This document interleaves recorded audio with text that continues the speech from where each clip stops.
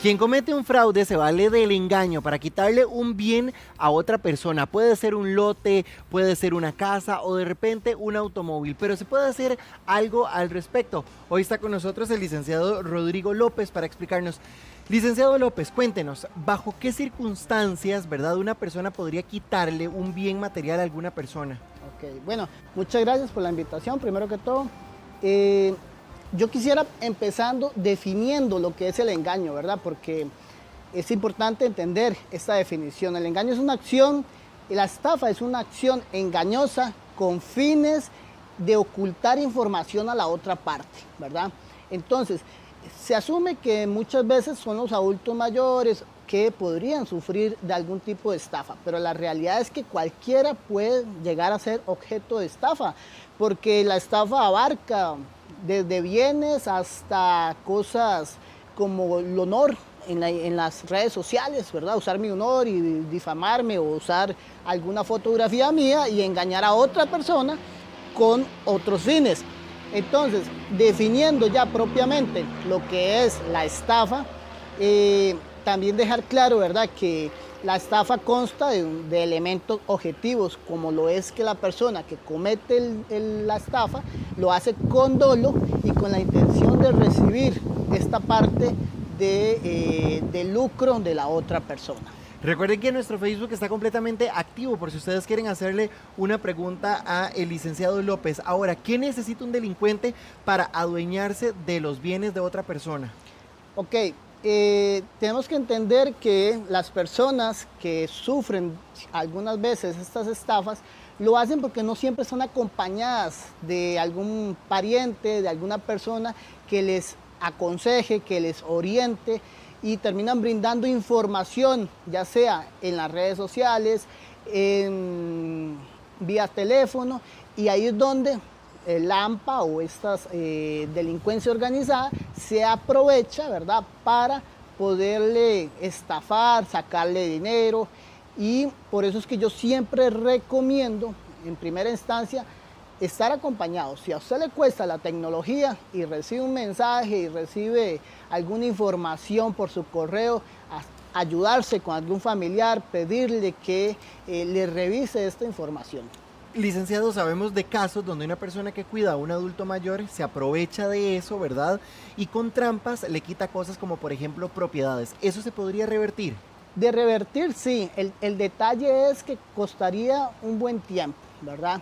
Porque si tenemos identificado al presunto delincuente que le sustrajo una propiedad, que se aprovechó de esta persona para hacer un cambio en los nombres del terreno, algún interesado familiar puede entablar el proceso, ¿verdad?, y empezarlo. Claro, se va a tomar un buen tiempo. Y sobre todo la prueba, tienen que construir pruebas, recabar todo tipo de pruebas para que la demanda o la denuncia pues tenga asidero jurídico. Entonces, ¿cuál es el primer paso que debe dar una persona si llega otra y le dice que ahora ya no es el dueño de ese bien? En esos casos yo lo que recomiendo es, hay una frase que decía, mantén a tus amigos cerca y a tus enemigos más cerca. Cuando una persona te dice, te acabo de robar, te acabo de trate de sacar la información.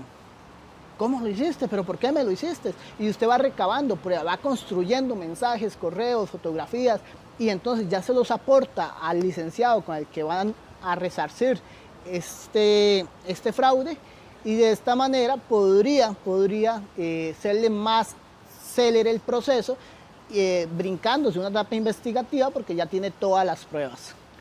Dice Isamar a través de nuestro Facebook, ¿qué se puede decir que es un engaño para un adulto mayor cuando dicen que los ponen a firmar cosas o a poner su huella?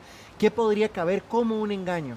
Ok, hay que definir que cuando una persona adulta mayor tiene un tutor, tiene una persona que se encarga de ella, ¿verdad?, esta persona tiene una responsabilidad jurídica ante este adulto mayor.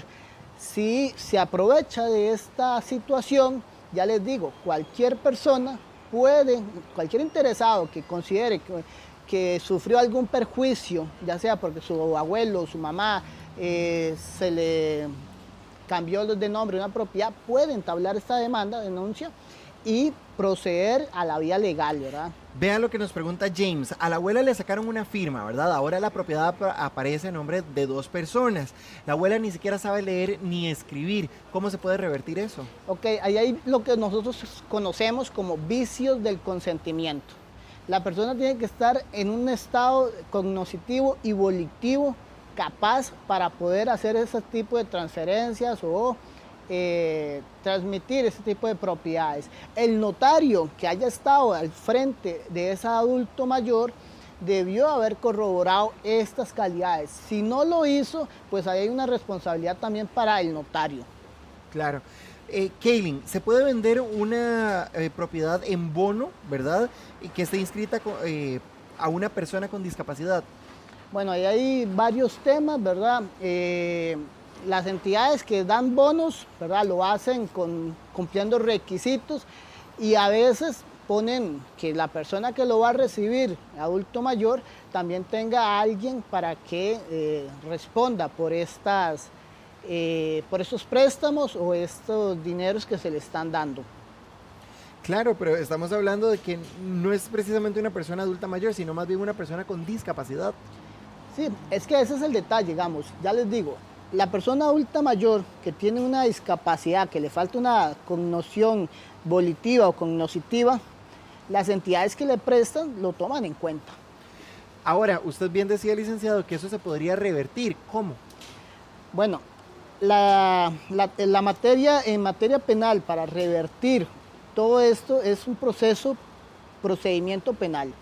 Es buscar un abogado, plantearle el caso y el abogado tendría que crear una teoría del caso, construyendo un caso sólido para que no se le muera el proceso en la etapa investigativa. Porque si lo agarro y veo que no tiene un asidero fuerte, pues prácticamente voy a hacer perder tiempo a mi cliente. Yo tengo que ser responsable y decirle, vea, usted me está aportando esta prueba y esta prueba. Con esto yo puedo hacer que el proceso surja, pero si usted me aprueba prueba muy espuria, muy irregular, muy escueta, ya así va a ser el resultado. El juez va a desestimar la causa porque no hay forma de que eso surja a la vía jurídica. Muchas veces a los adultos mayores les hacen firmar ciertos documentos, por ejemplo, para que la propiedad pase a otra persona cuando esta persona fallece, ¿verdad? ¿Qué pasa, por ejemplo, con sus hijos cuando llegan a reclamar y ya la propiedad está a nombre de otra persona, pero el adulto mayor en vida fue inducido a firmar? Sí. Esos son casos muy usuales, ¿verdad? Muy usuales. El problema es que yo como abogado siempre le recomiendo a las partes y a todas las personas. ¿Para qué traspasar todo cuando ya fallece? Hagamos un testamento cerrado. Entonces, la persona antes de que fallezca y habiendo fallecido, se abre la sucesión, se pide el testamento y se evitan todos estos problemas. Se evitan que alguien haya aprovechado la condición del familiar para hacer un quiebre raro. Se evitan eso y ya el abuelito, la mamá, dejó todo traspasado. Vean este caso, por ejemplo, doña Patricia nos dice que cuando ellas eran pequeñas les dieron el bono y el lote es de un tío, él pagó el lote y el tío maltrata a la hermana. ¿Qué se puede hacer ahí? Ok, ahí tendríamos que definir primero la hipoteca, porque si le dieron un bono, la propiedad tiene una hipoteca.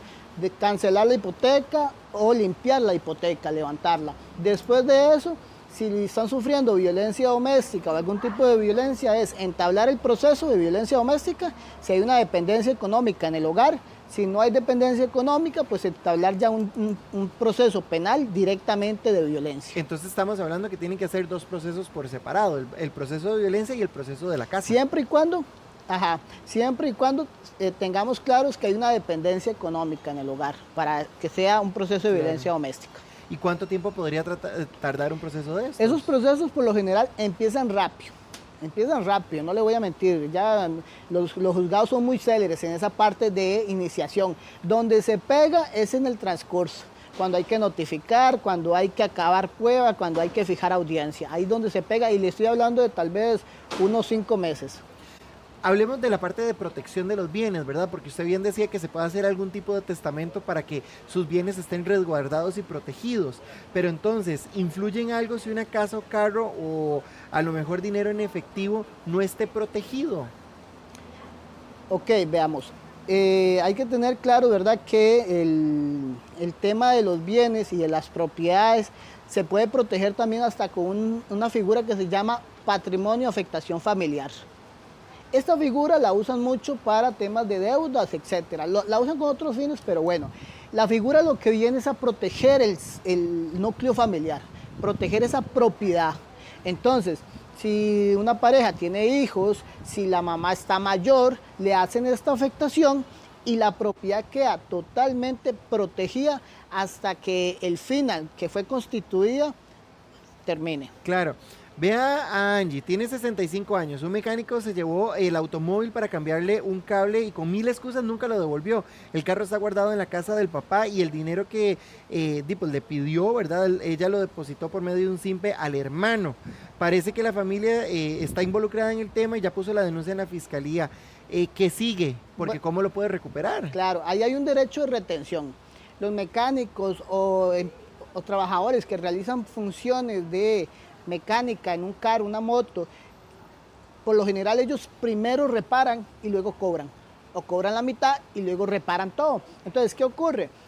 Y esto es muy usual, ellos reparan el vehículo, reparan la moto y le dicen al dueño, mira, es tanto, y ya el dueño no les quiere pagar, permítame, claro, o les paga la mitad. Y ahí es donde ellos pueden hacer un derecho de retención. Entonces habría que ver bien el fondo, pero sí les digo así, la salvedad es que sí se podría. Jennifer pregunta que qué pasa cuando bloquean las cuentas bancarias a los adultos por una demanda en contra por estafa y fue que usaron su identidad como adulto. Sí, bueno, tenemos que tener claro que la eximiente de que una persona esté enferma o sea adulta mayor no está contemplada en nuestra legislación. No puedo ir ante los juzgados o ante el banco, soy adulto mayor, tengo tal enfermedad, no me hagan embargos, entonces ahí no hay mucho que hacer. Dice Vani que cómo saber si existe un testamento si la persona fallecida nunca dijo que hizo alguno. Pues sencillo, vaya al registro y si no le aparece a nombre en la sección de testamentos, pues no hizo ninguno. Ahí habría que abrir una sucesión legítima. Claro, dice Leilin que su mamá es la albacea de la propiedad, son 3 hijos y hay 2 inscritos. Ahora ella tiene Alzheimer, no firma y su hermano quiere que lo metan en la escritura. ¿Qué se debe hacer? Bueno, él puede adherirse al proceso, ¿verdad? Consigue el número de expediente, va al juzgado, hace una manifestación o se consigue un abogado para que vaya y pida el expediente completo y que él, como un interesado, un tercero, se adhiera al proceso. La ley se lo permite. Claro. Ahora, dice doña Silvia que al papá de ella le hicieron firmar los derechos de la casa a otra persona y ella fue a consultar y ya no pueden hacer nada para que se la devuelvan. Sí, bueno, ahí habría que ver si revisar el expediente y pedir algún tipo de nulidad para resarcir esa parte, ¿verdad?, de las firmas y que no le permiten, pero claro, si no me equivoco sería con un incidente de nulidad con un abogado igualmente. Dice Marisol que qué pasa si su hermano no tiene ninguna deuda y un abogado le embargó la casa porque la mujer no pagó los honorarios de ella y le cobran a él. Bueno, ahí está como raro, porque difícilmente si no está la deuda a nombre de él, no deberían, ¿verdad? Las deudas son personales. Si yo adquiero un bien, yo lo pago, nadie más, ni mi mamá, ni mi abuelo, nadie. Entonces ahí habría que revisar el fondo porque realmente no se permite, la ley no lo permite. Dice también por acá Isamar, cuando se recibe una herencia y se compra una casa, ¿es patrimonio matrimonial? Cuando... Ok, cuando se recibe una herencia, ¿verdad? Usted está en matrimonio, usted va y compra una casa, esa casa, aunque usted la haya pagado con la plata de la herencia, llegaría a ser de los dos. No, recordemos que la herencia es una eximiente de los derechos de ganancialidad, entonces la persona que recibe es como que una persona le gana la lotería o el papá le transfiera algo, eso no es de los dos, eso es del quien lo recibió directamente.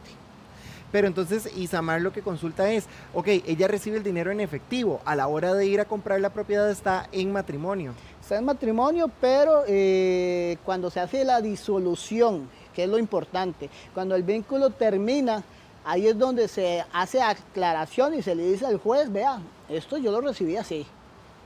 Vea, dice Ara que ella tiene una casa de bono, vive con su pareja hace 12 años, ella es adulta mayor, tiene 4 hijos. ¿Qué pasa si le dejo la casa a su pareja? ¿Habrían problemas con los hijos?